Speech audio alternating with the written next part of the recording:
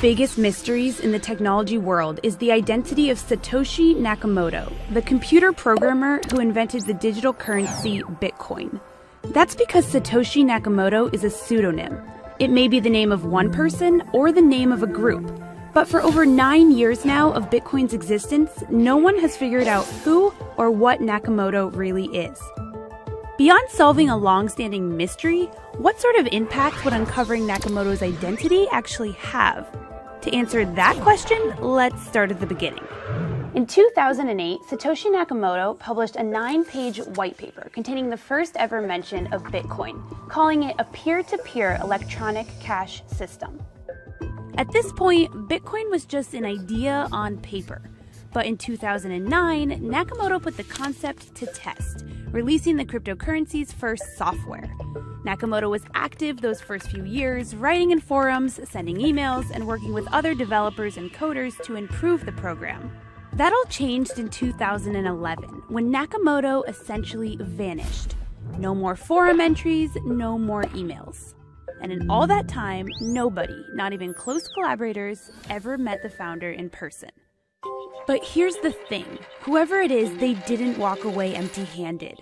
Nakamoto is estimated to have 1 million bitcoins, which, as of today, is worth over $5 billion. So why did Nakamoto just disappear? Well, there are two competing theories. There's the good Satoshi hypothesis, which holds that Satoshi really wanted to let Bitcoin go and become its own thing without him. The other hypothesis is that Satoshi really just saw Bitcoin taking off and wanted to keep his privacy. That's Matt Green, a cryptocurrency professor at Johns Hopkins University.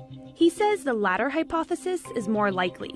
And as evidence, he points to the story of Dorian Nakamoto, a Japanese-American who, in 2014, was incorrectly identified as being the inventor of Bitcoin. Just a couple of years ago, Newsweek identified a man named Dorian Satoshi Nakamoto, who isn't Satoshi Nakamoto, but they thought he was. And reporters descended on his house and tore apart his life. Do you mind speaking to us for a moment? No. I have nothing to do with Bitcoin. I just believe that somebody put that fictitious name in there. I don't know what this is all about. So I think there's a pretty good case to be made that the last thing you want to do in your life is be identified as the creator of Bitcoin. But for some people, being in the limelight is exactly what they want. Take Craig Wright. He's a former Australian academic who, in 2016, told the BBC on camera that he could prove he was the founder of Bitcoin. So you're going to show me that Satoshi Nakamoto is you? Yes. It didn't quite work out that way. Security researcher Dan Kaminsky concluded Wright's claim was intentional scammery. For someone like Craig Stephen Wright, it may have been, beneficial in his mind to claim that, authority. You're able to speak at conferences, garner a lot of support. Ben Yu is a cryptocurrency investor living in San Francisco. He thinks Nakamoto is Nick Szabo, an American computer scientist. There is strong evidence pointing to certain people who may be Satoshi Nakamoto, but ultimately nothing definitively conclusive. So why do people keep searching? It comes down to money and politics. Bitcoin has a finite supply. There are only 21 million that can ever be mined.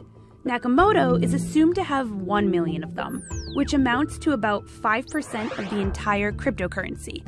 So let's put that in perspective. Take gold. The US government holds the most gold reserves of anyone in the world at about 8,000 tons.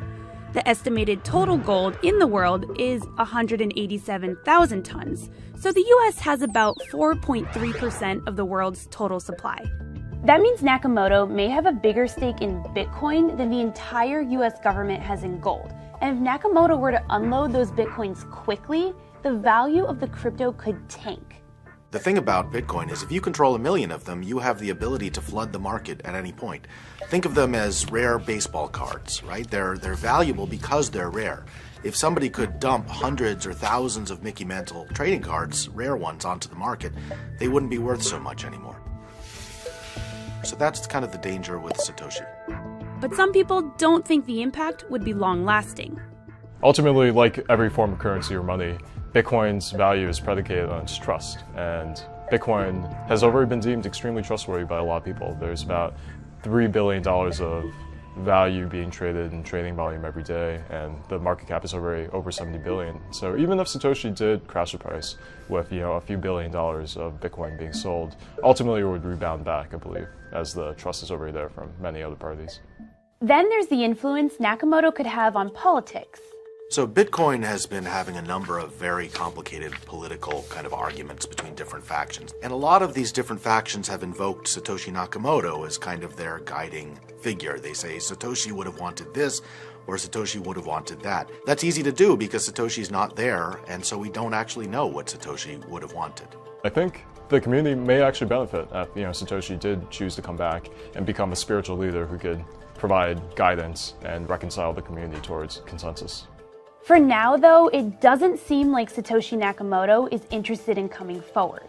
Anonymity provides protection, privacy, and peace. 3 things that likely appeal to the owner of 1 million Bitcoins. But is that really such a bad thing? With the havoc it could wreak on the price of Bitcoin and internal politics, it may be better off that Nakamoto, whoever that is, remain anonymous and inactive indefinitely. But that won't stop people from wondering.